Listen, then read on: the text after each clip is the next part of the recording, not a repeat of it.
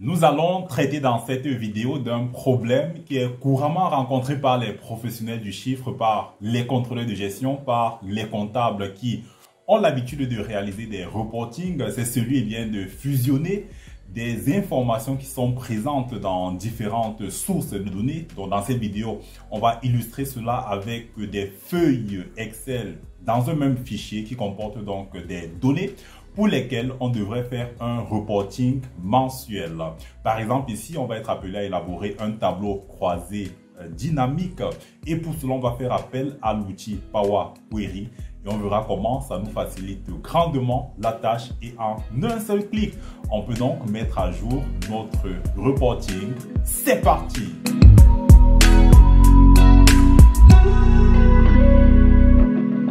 Voici le challenge que nous voulons relever. En fait, ici, nous avons les données de vente sur 5 mois consécutifs de janvier à mai. Nous voulons tout simplement mettre en place un dispositif de reporting à telle enseigne que lorsqu'on recevra les données de juin, de juillet, d'août, etc., qu'en un seul clic, on vienne rafraîchir un tableau croisé dynamique ou encore une table de résultats de synthèse, si vous voulez, de nos données de vente, sans toutefois être obligé de venir faire des retraitements. Et pour ça, on va utiliser Power Query, qui, je vous assure, est un outil super puissant pour brasser vos informations, pour les nettoyer, pour les transformer, pour vous restituer le résultat sous une forme voulue, que ce soit un tableau croisé dynamique, un graphique, ou tout simplement une table. Donc, pour commencer ça, je vais déjà vous préciser ici que pour chacun de ces tableaux, il s'agit de tables officielles Excel. Et chaque table ici a un nom et je me suis arrangé à harmoniser les noms de ces tables officielles Excel. Si on prend par exemple la table janvier, ça s'appelle comment? Ça s'appelle Data Janvier ou alors Data GAN. Si on prend février, c'est Data FEV. Vous voyez un peu le principe, n'est-ce pas? Pour que ce soit beaucoup plus facile de repérer dans Power Query les tables dont on a besoin pour produire notre synthèse d'informations. Donc l'idée, c'est vraiment de gagner du temps et de pouvoir ainsi simplifier les opérations de mise à jour. Que ce soit un seul clic qu'on va appliquer, n'est-ce pas, au tableau croisé dynamique ou alors à une autre forme de restitution de nos données. On commence donc par où? Nous allons dans l'onglet données, ensuite on prend obtenir les données. À partir d'autres sources, on va créer une requête vide. On va partir d'une requête vide pour travailler.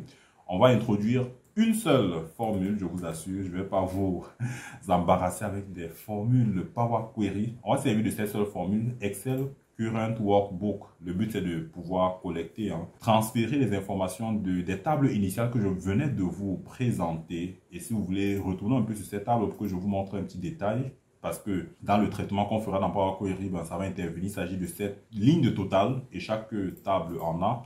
On verra comment dans Power Query également isoler, n'est-ce pas, des éléments comme cela. Donc, revenons sur notre requête vide. On a dit onglet données. Ensuite, obtenir des données à partir d'autres sources. On prend requête vide. On va donc saisir la formule égale Excel Current Workbook. C'est cette formule qui nous intéresse. Comme dans Excel, naturellement, vous allez devoir ajouter des parenthèses, n'est-ce pas, à votre formule pour que ce soit reconnu comme tel. Je valide en appuyant sur la touche entrée et on peut relever qu'à ce niveau, il y a deux colonnes. La première, c'est la colonne du type de contenu. Il m'indique ici que je suis en présence uniquement du type de contenu table. Si on avait eu un autre type de contenu, il nous l'aurait indiqué. Alors, ça c'est la première colonne. La deuxième colonne, c'est le nom de ce contenu-là, le nom de la table. Donc, data janvier, c'est pour la première table, ainsi de suite, jusqu'à data mai, qui est la dernière table. Alors, je vais devoir supprimer cette colonne. Pourquoi? Parce que je ne voudrais pas que dans l'interface de développement des données de Power Query,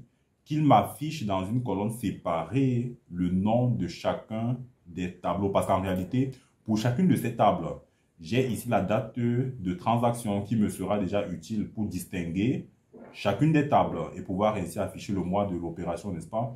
Donc, je vais devoir ici sélectionner ça, faire un clic droit et supprimer. Ça ne me sera pas utile. Ensuite, ici, je vais tout simplement développer, n'est-ce pas? Et dans mon développement, je vais décocher l'utilisation du nom de la colonne d'origine comme préfixe. Donc, je vais décocher ça. Voici donc ce qu'on va visualiser comme en tête de notre tableau de restitution sur Power Query. vous allez retrouver exactement ces mêmes éléments d'entête. Si je n'ai pas besoin d'une entête, je vais décocher. Mais en réalité, j'ai besoin de chacune de ces entêtes du document de vente jusqu'à la valeur de la vente en francs CFA. Donc, je vais cliquer sur OK et nous avons donc développé tout simplement nos données ici, hein, de manière à les présenter sous forme détaillée, n'est-ce pas?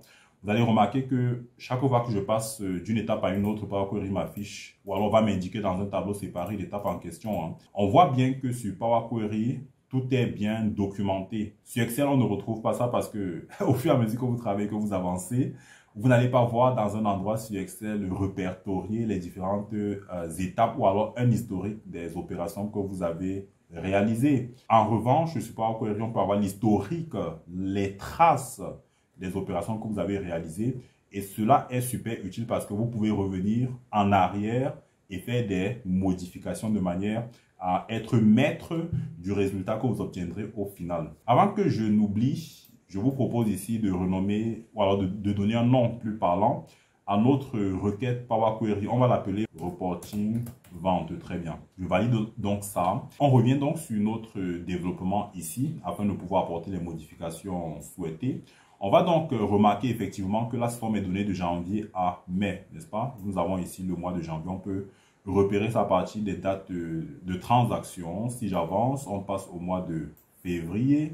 Ensuite, on passera au mois de mars, ainsi de suite, ainsi de suite. À présent, vous allez remarquer que j'ai une ligne ici totale, hein. Donc, cette ligne de totale, c'est justement pour chacun des mois, je ferai une ligne comme ça. Mais dans mon tableau définitif Power Query, je ne voudrais pas afficher ce détail. Pourquoi? Parce que si je le maintiens, vous allez voir qu'il y a une ligne de totale ici. Ce sera pris en compte dans ma synthèse. Bon, si on prend en compte le total dans la synthèse, vous êtes d'accord avec moi que ça fera une double prise en compte, hein. Ça nous produira tout simplement des doublons en termes de valeur. Donc, je vais devoir isoler ces totaux. Comment vais-je faire? Je vais me servir de la colonne document de vente parce que le total ici, ben, je l'identifie dans la colonne document de vente. Ben, si ça avait été dans la colonne des dates transactions, je l'aurais également supprimé à partir de là.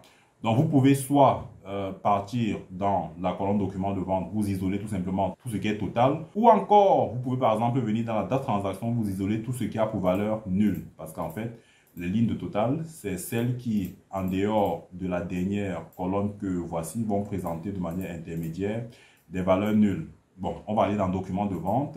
Je vais dans les outils de filtre, enlever tout ce qui est total. Donc, n'est pas égal à total. On va donc identifier ça. N'est pas égal à total ou alors est différent de total. Je clique sur OK. Et là, on peut justement remarquer que les totaux ont bel et bien disparu. À présent, je vous propose de venir travailler sur le type de données parce que Power Query est super fort pour identifier le type de données pour chacune des colonnes parce que jusqu'ici, je n'ai pas inclus une étape de définition des types de données. Vous voyez qu'il est en train de tergiverser ici sur le type de données. Est-ce que c'est ABC ou alors est-ce que c'est du texte? Est-ce que c'est des valeurs? Parce que si on clique là, vous allez voir le type de données. Ici, vous avez du texte, c'est ABC. Vous avez nombre entier, c'est 1, 2, 3. Donc, pour retenir le bon type de données, on va sélectionner l'intégralité des colonnes. Il y a deux manières de faire. Vous pouvez faire CTRL-A pour sélectionner toutes les colonnes ou encore vous sélectionnez la première. Ensuite, vous allez glisser, vous maintenez la touche Shift appuyé, enfoncé.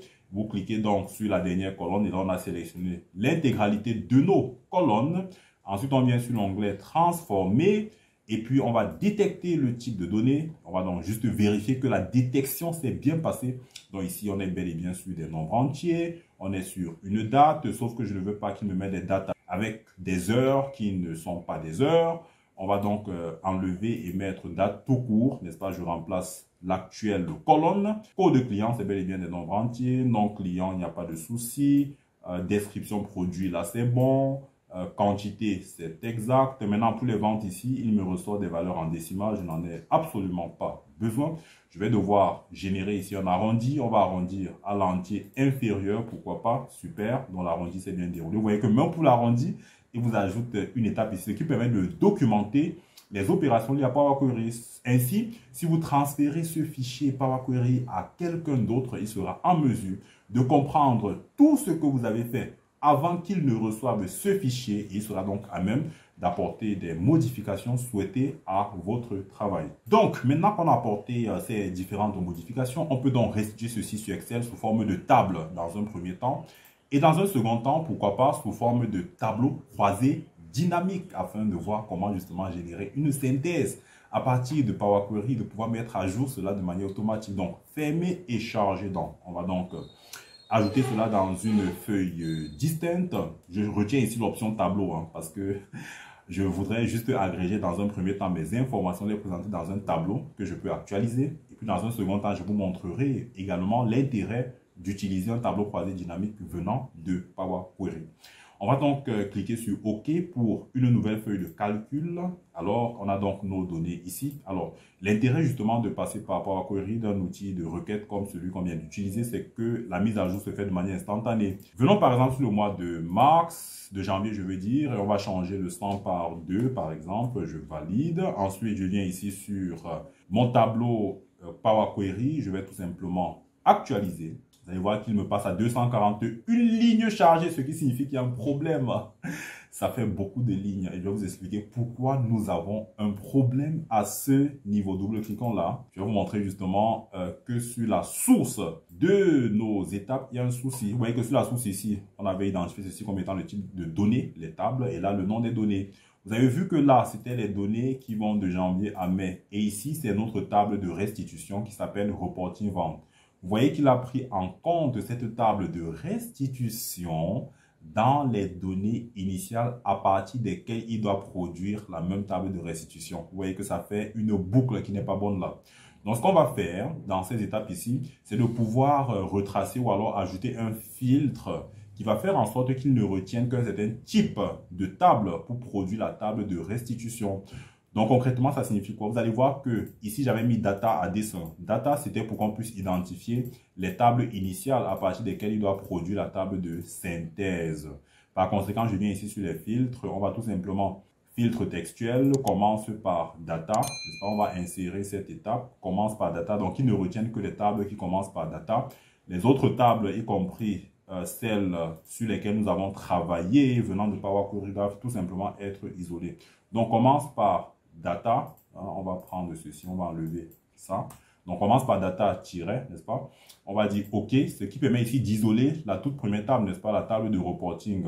Je vais donc fermer ça et conserver les modifications. Donc, si je reviens ici sur la table de restitution Power Query là, vous allez voir que à présent, si j'actualise, j'ai pas de souci. Vous voyez que l'actualisation s'est très bien déroulée. Donc, si je viens ici, je change, je mets par exemple 100 000. Vous allez voir que dans la table Power Query, ce sera rapidement mis à jour. Vous allez voir la modification à ce niveau. Donc, je fais un clic droit. Je mets donc actualiser. Vous voyez que les 100 000 sont rapidement introduits à ce niveau. Alors, je vais maintenant vous montrer l'intérêt de travailler sur un tableau croisé dynamique de manière à pouvoir ainsi, si vous avez un mois additionnel d'informations, de pouvoir ainsi, en un clic, comme on le disait à l'introduction, mettre à jour votre tableau croisé dynamique. On va donc venir ici faire un clic droit. On va plutôt charger non pas dans un tableau, mais bien plutôt sur un rapport de tableau croisé dynamique. Alors, je vais retenir la cellule A1 de la feuille existante. On va dire OK, OK. Et vous voyez qu'après, il m'a chargé un tableau croisé dynamique. On va donc supposer que nous voulons faire un reporting des ventes par client, n'est-ce pas? Je mets les noms clients en ligne, les valeurs les ventes en valeur. Ensuite, les dates de transaction, mettons ça en colonne de manière à faire ressortir des mois, n'est-ce pas? Je vais donc fermer ceci. Je pense être super content avec ça. On a notre reporting par client, par mois et on a les valeurs des ventes. Alors, supposons que je dois recevoir les données de vente du mois de juin. Qu'est-ce que je fais? On va donc avoir ici les données de vente du mois de juin que nous avons reçues du département commercial. Ensuite, je vais donc venir modifier ces informations. On va remplacer les 0,5 par 0,6, 0,5. On remplace ça par 0,6. Remplacer tout, super. Je vais donc fermer ça. Je viens aussi changer le nom du tableau. On parle ici du mois de juin, super. Alors, remarquez ce qui va se passer dans ce reporting. Vous voyez que ici, on s'était limité, on était au mois de mai. On reçoit les données du mois de juin. Qu'est-ce qui va se passer à ce niveau? Il suffit de venir ici faire un clic droit, actualisé et automatiquement les données du mois de juin ont été ajoutées. Donc Power Query est super en ce que ça vous permet de traiter beaucoup plus automatiquement vos informations et vous avez un minimum de retraitement à opérer. Vous avez le support de présentation de cette vidéo dans la description. Alors cliquez dans ce lien pour pouvoir le télécharger gratuitement. Abonnez-vous également à la chaîne et activez les notifications afin de ne rater aucune vidéo publiée sur la chaîne afin de vous aider à monter en compétences en compta et sur Excel.